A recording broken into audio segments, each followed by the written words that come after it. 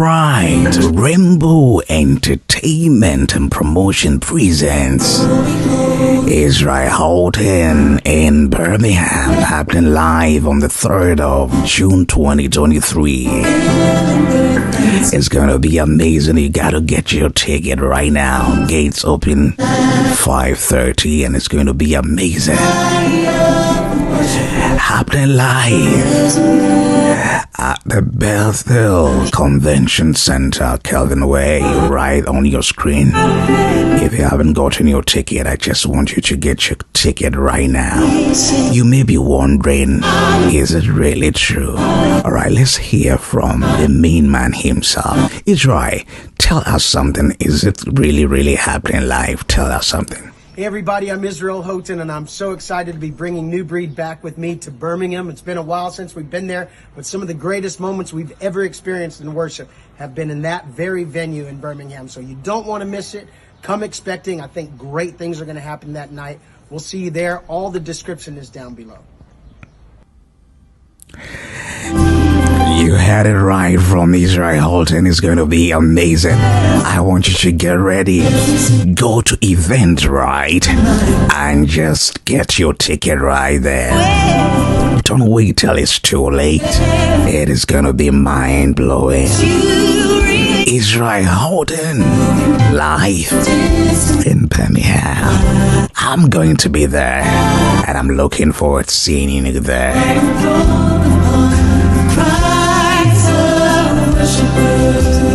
There's another throne.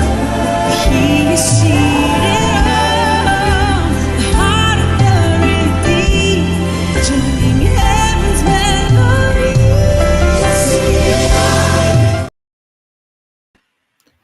Hello, ladies and gentlemen. It is your boy Dexter coming back to you with another live broadcast. And tonight we're going to be joined by a special guest under the name of James Thompson. And we're going to be talking about a lot today. But before we get into that, I'd like to remind you guys to buy your tickets for the Israel Houghton show in his presence, Saturday, June the 3rd, starting 5:30 p.m. till midnight. And if you would like more information from that, you can go to www.rainbowentertainment.co.uk, or you can call the numbers that will be scrolling down below here. And without further ado, let's get straight into this interview and invite our guest. Here we are, James Thompson. How are you? I'm good. How are you, bro? I'm good, thank you. How's your day going today? Good. Good day today. Thank you. Cool. So let's get straight into this interview. So, who is James Thompson? That is a very broad question.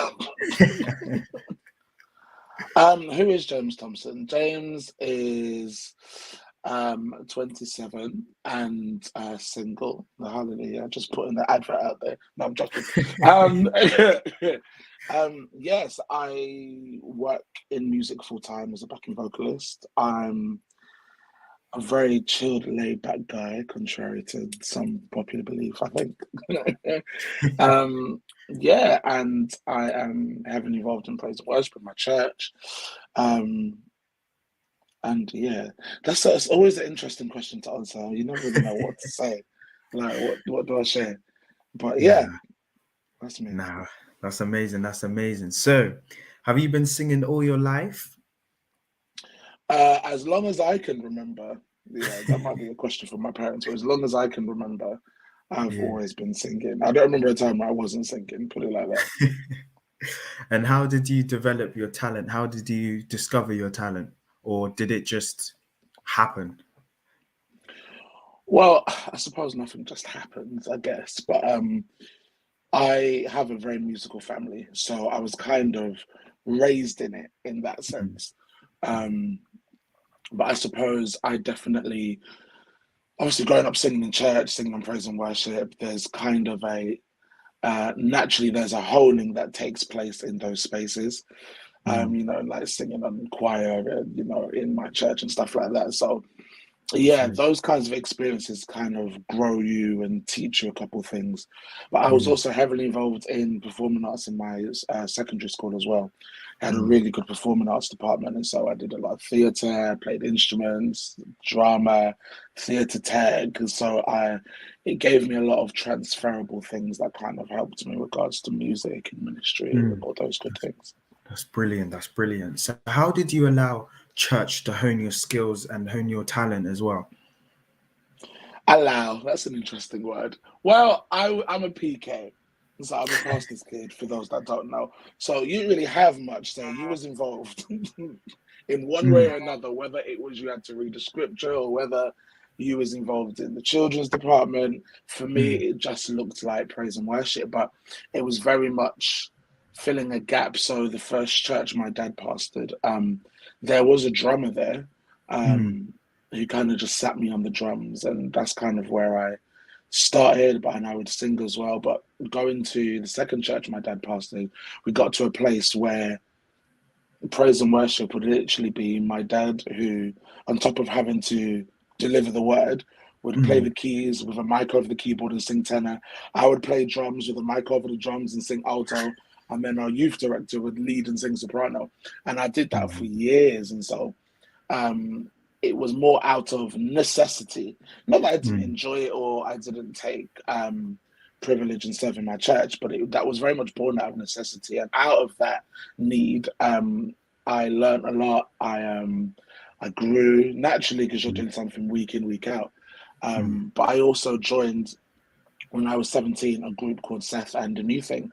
And for me, that was a real big turning point, a real big level up for me, mm. learning things outside of my own denomination, seeing things done differently, um, and having the chance to sit under a Seth and meet a lot of new people and see different ways of doing things.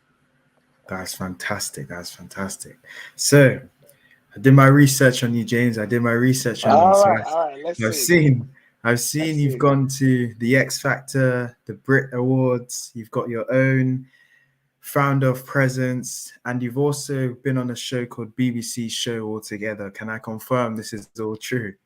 Right, so that's like a strong 99% true. Just a little. So I used to work for X Factor as a backing vocalist. So I would go in. So Wow. I wasn't on the show as a contestant. Um, but I used to work as a backing vocalist on the show and record backing vocals for the contestants. And yes, BBC had a show called All Together Now that I Yeah. was on. So that was a fun time. No, that's fantastic. That is great to hear. I think I read somewhere that you've also performed one of John Legend's songs, and it caught I think, the attention of one of the Spice Girls who was a judge, if I'm correct. Yes, so Jerry Halliwell, Yeah. fondly known as Ginger Spice, was the kind of head judge because she was the only celebrity judge out on the panel. It was a panel of 100 judges. And Mm, I sung. So the way the structure of the show worked is there were 5 heats, and mm, 2 acts from each heat went through to the final. So I was mm, the last heat. I came first place in my heat, and I sang "Ordinary People." And so mm. that tends to be, if a lot of people have seen me sing on TV or online somewhere, that tends to be what they're referring to. Mm. So yeah, that was a fun time. And when things didn't go your way within preparing for X Factor or any type of performance you've been doing, how did you respond to those type of things? Did you spend time with yourself and just allow the adversity to hit you, or did you do certain stuff to help you with that? Well, again, X Factor was more. I was working as a backing vocalist, so I didn't necessarily have those experiences there. Altogether now was actually a really, really, really positive experience for me. And Mm, when I talk about it, I always say it was definitely a God thing because the timing of when that show came, it was just what I needed without even knowing that I really needed it. And so I had a really positive time on the show. I mm, can't say that I faced too much trouble or mm. issues on that show. It was a really positive experience for me. No, that's good to hear. That's good to hear. So, founder of Presence, to someone who doesn't know what that is, can you briefly tell us what it is? So, Presence is a worship night slash conference that I started when I was 21 in Birmingham. Although we've had it in London before as well. And I basically said to God, I was 20 years old, it was summer.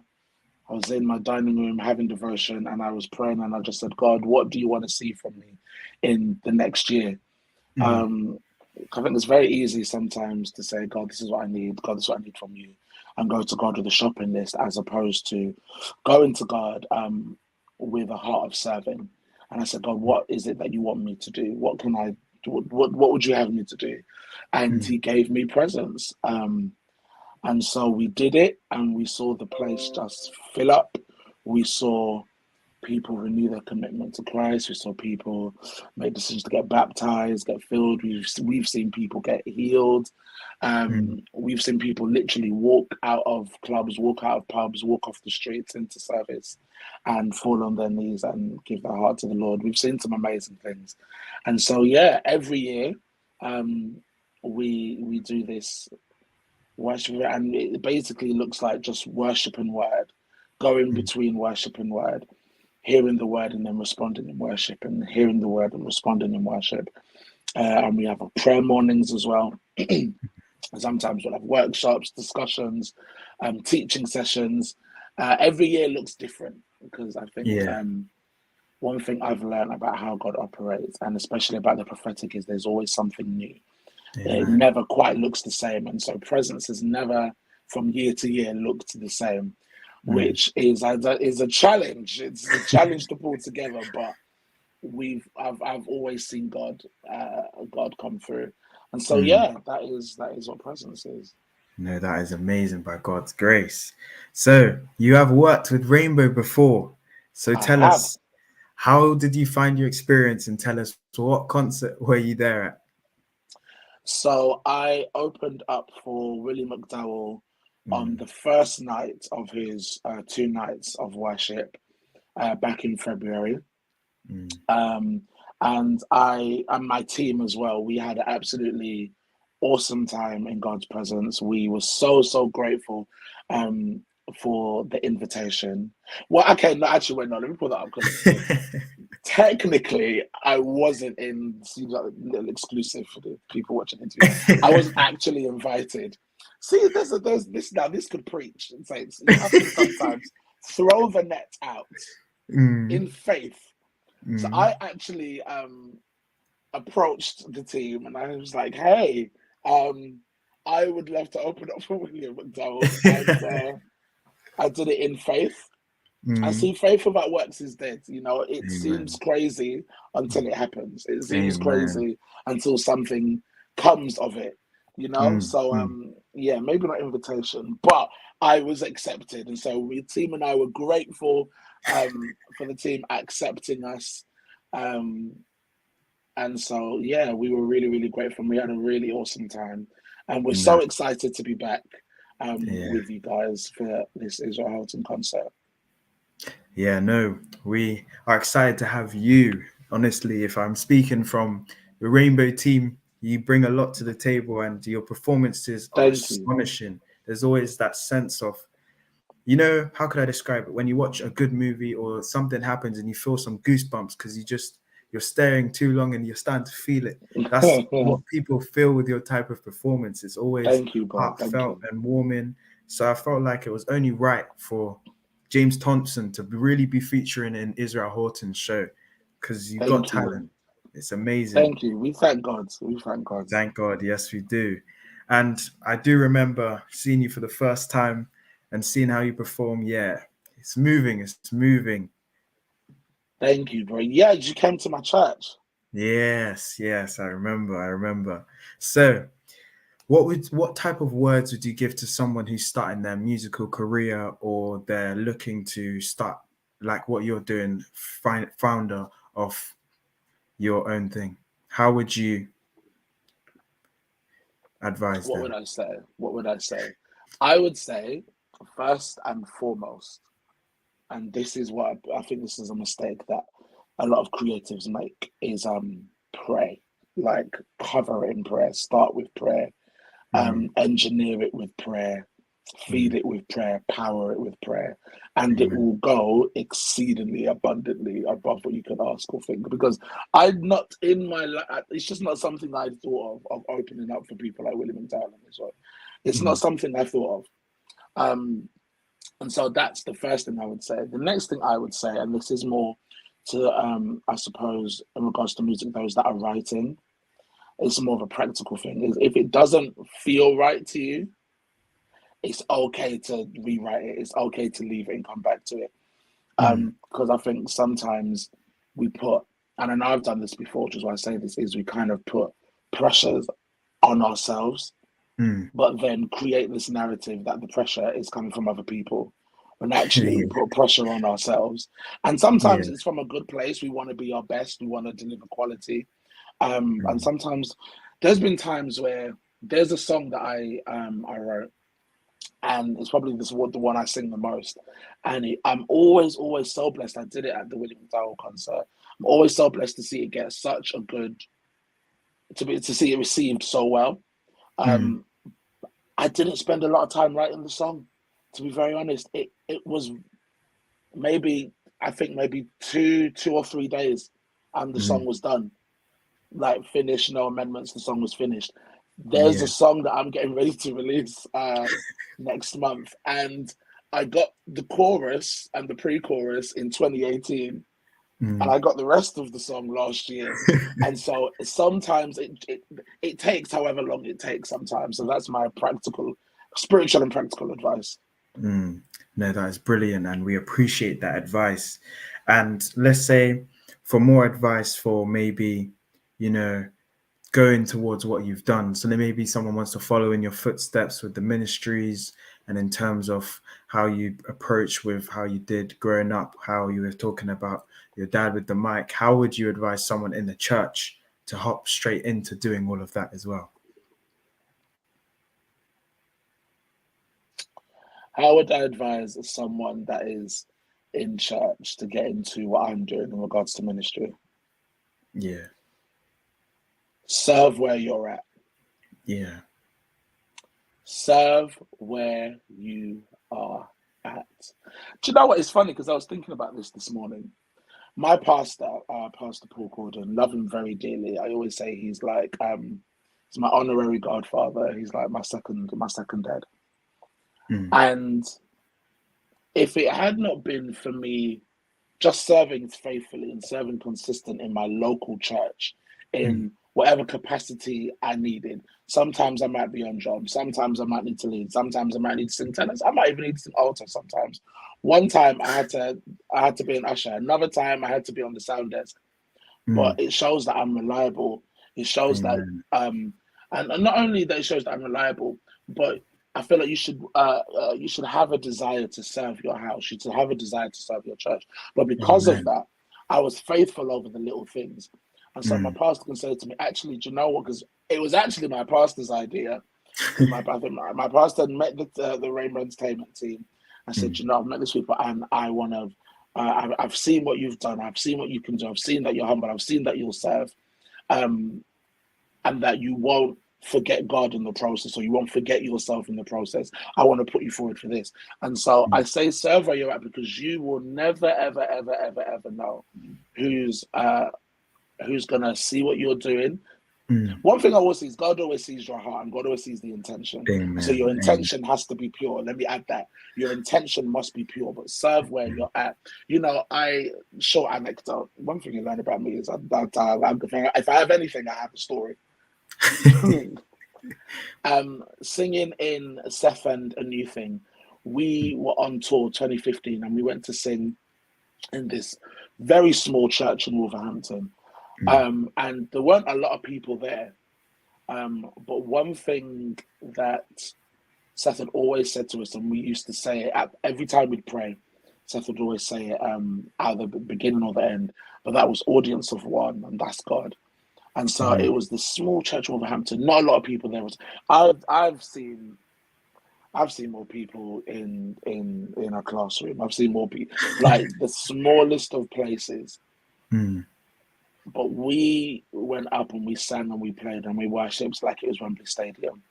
Mm. And we saw a couple that was there that have said, you know what, we've never experienced the power of God the Amen. way we have done tonight. Mm. And they blessed the ministry. I don't even remember what the amount was, but it was some crazy amount. And who would have thought that in that small place that it was easy to think that nobody can see, or so we could have just dismissed it. Yeah. That out of that came something that really helped to champion the work that Seth was doing at the time. Absolutely.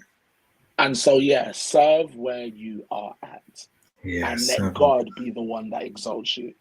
Mm. Yeah, I hear that one. If there's a saying that my dad likes to say, it's always where there is 2 or 3 people are gathered, so the Lord is always at. That's what my dad likes to say. So, Yeah, absolutely, it's always the little things with God and the big grand things. So, 100% I hear that. I like that. Serve where you're at. I like that. serve where you're at. Well, James, it's been a pleasure interviewing you tonight, and Thank you. we are excited to see you on Saturday, June 3rd. I'm for excited. Israel It's come Houghton. round quick.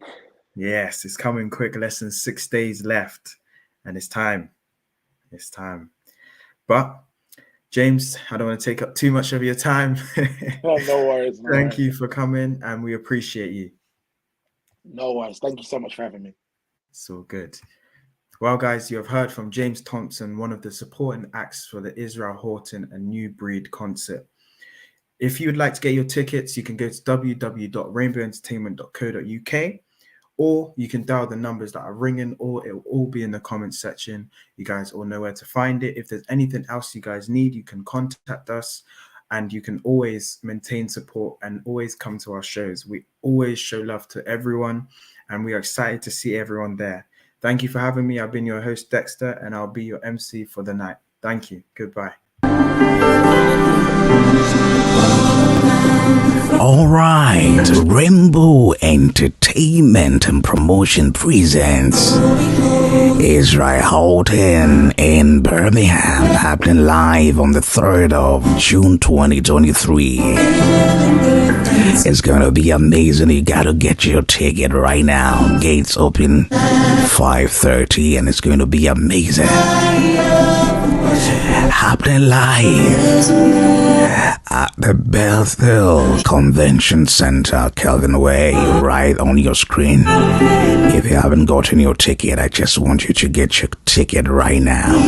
You may be wondering, is it really true? All right, let's hear from the main man himself. Israel, tell us something. Is it really happening live? Tell us something. Hey everybody, I'm Israel Houghton, and I'm so excited to be bringing New Breed back with me to Birmingham. It's been a while since we've been there, but some of the greatest moments we've ever experienced in worship have been in that very venue in Birmingham. So you don't want to miss it.